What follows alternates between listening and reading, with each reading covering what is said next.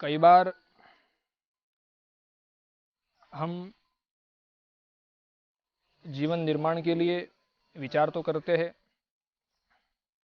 किस प्रकार एक आदर्श जीवन निर्माण हो, या तो फिर हम बच्चों के लिए भी सोचते हैं कि किस प्रकार ये बच्चा एक आदर्श या तो श्रेष्ठ व्यक्तित्व को पावे और श्रेष्ठ व्यक्तित्व उसका हो और वो श्रेष्ठ व्यक्ति बने।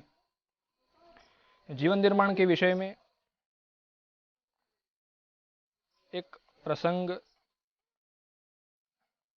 बताया गया है कि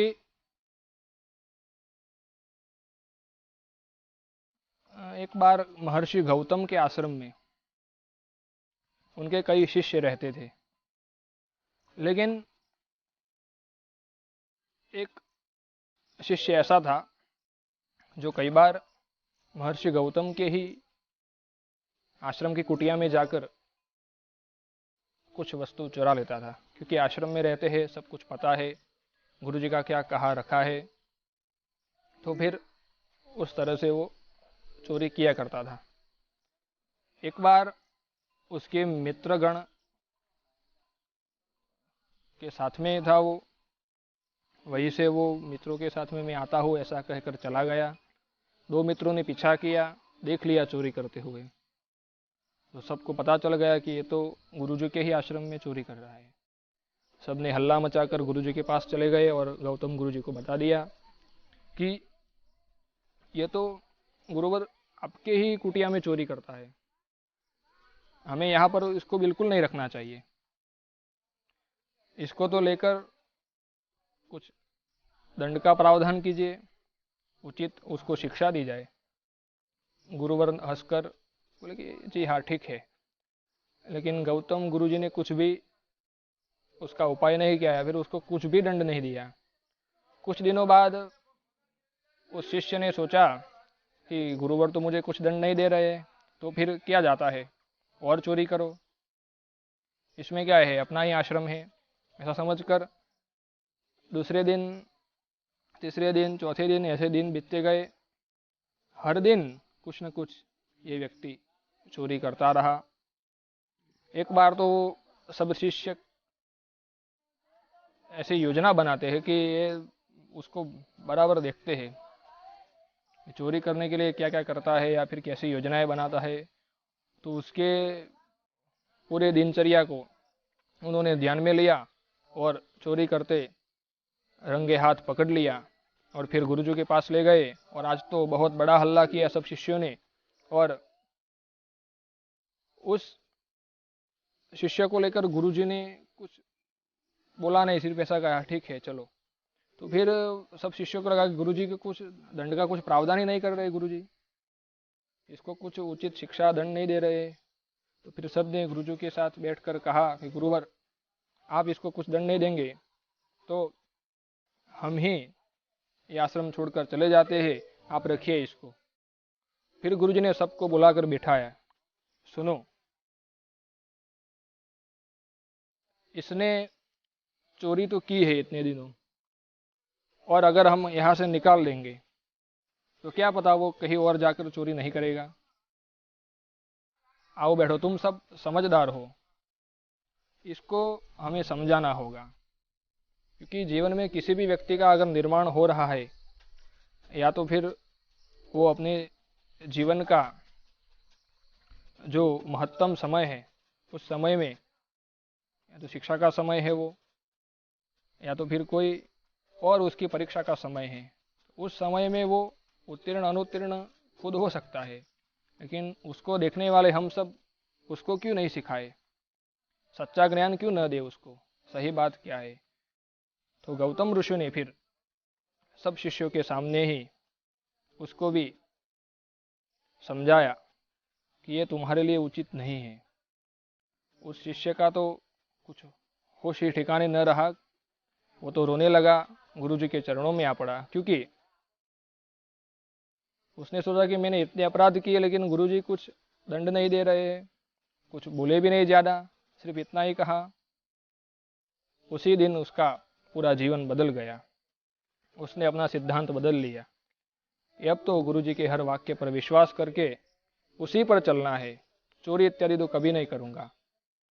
तो साथियों, अगर उस समय गौतम ऋषि ने उसको पहले जब चोरी की तब दंड दिया होता, उसके बाद दूसरी बार चोरी की तब दंड दिया होता, या फिर उसको ऐसा दंड दिया होता कि आश्रम से बाहर निकल दिया होता, तो क्या पता कि ये क्या बनेगा, या फिर क्या सीखा, या फिर वो उसके जीवन में आगे जाके क्या करता, वो कुछ पता नहीं चलता।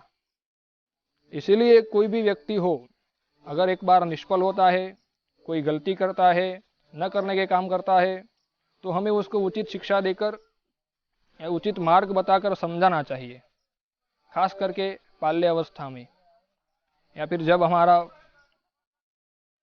अत्यंत श्रेष्ठ काल यानी कि हमारे जीवन का निर्माण का काल चल रहा हो, युवानी का काल, उस समय हमें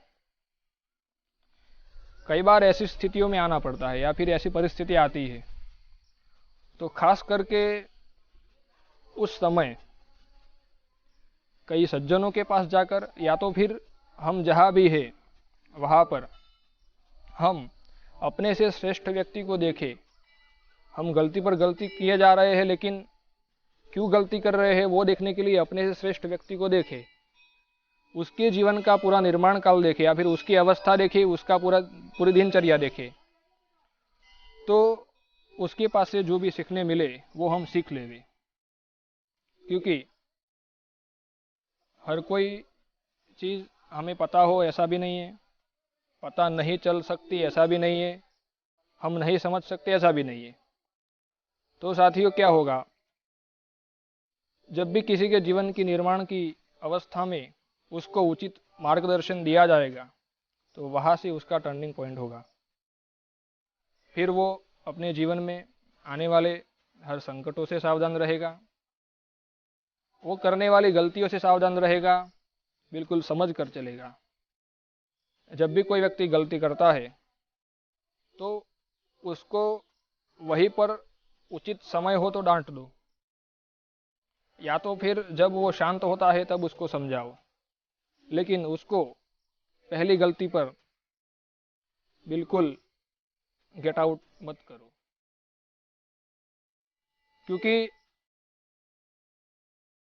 वैसे तो ये कलिकाल है, इसमें कोई गलती नहीं करेगा तो ये काल का जो नियम है वो सिद्ध नहीं होगा, या तो काल का स्वभाव है वो। तो इसमें सर्वप्रथम सब कोई श्रेष्ठ तो बन नहीं सकता। सबके जीवन का निर्माण की अवधि किसी न किसी कोई शिक्षक है, कोई सज्जन व्यक्ति है, या फिर अंतिम अवस्था जो है गुरु पद है, कोई गुरु है, उसी के द्वारा सिद्ध हो सकती है। तो इसलिए जो गुरु पूर्णिमा का भी अवसर अभी अभी गया है, तो उसी का यह सिद्धांत है कि वो श्रेष्ठ व्यक्तित्व क्या करता है कि किसी व्यक्ति को उसके निज जीवन में जब भी वह गलती करता है, कोई समस्या में फंस जाता है, या फिर उसको पता नहीं है और उसके आगे कोई संकट आके खड़ा हो गया है, तो उस अवस्था में उस व्यक्ति को सही मार्गदर्शन देना यही गुरु का काम है। इसलिए गुरु पद को सबसे श्रेष्ठ कहा गया। इसलिए हम इस उत्सव को बहुत ही धूमधाम से मनाते हैं। तो जिस किसी व्यक्ति को अब मैं क्या करूं वो समझ नहीं आ रहा है, या फिर कहीं वो फंस गया है, या फिर आने वाले संकटों के लिए वो सावधान नहीं है, तो इन तीनों अवस्थाओं में जो उसको सावधान करता है, श्रेष्ठ मार्गदर्शन देता है, या फिर उंगली पकड़कर उसको उसकी मंजिल तक या फिर उस दलदल से बाहर निकालता है, वो गुरु है। वो तत्व सज्जन श्रेष्ठ व्यक्तित्व है। ऐसे व्यक्तित्व को हम अत्यंत सम्मान पूर्वक देखे, उनके पास से जो भी सीखने मिले वो सीख लेवे, कि उन्हीं के कारण ये सारी व्यवस्था ठीक ठीक चलती है। कोई व्यक्ति के अगर आपस में कोई उचित शिक्षा देने वाला, कुछ समझाने वाला, या फिर सही मार्गदर्शन बताने वाला न हो, तो उस व्यक्ति की स्थिति उस शिष्य की तरह हो जाती है। वो शिष्य गौतम महर्षि जैसे कोई व्यक्तित्व अगर न होती तो वो अभी उद्यत हो गया होता, या फिर वहीं से उसको निकाल दिया होता तो आगे जाके और बिगड़ता। ऐसे ही जो ये श्रेष्ठ सज्जन गुरु तत्व है, वो तत्व किसी व्यक्ति को गिरा है या फिर गलती की है तो उसकी गलती की ओर तो नहीं देखेगा, लेकिन उसको आगे क्या करना है वो समझाएगा। इसके कारण वो श्रेष्ठ व्यक्तित्व का निर्माण होता है। यही सिद्धांत है पूरा कि गुरु तत्व क्या करता है, जिससे उसके शिष्य उससे भी बढ़कर आगे जाते हैं। तो जीवन निर्माण के प्रसंग में आगे भी हम इस प्रकार चर्चा करेंगे। तब तक जय श्री राधे, प्रणाम।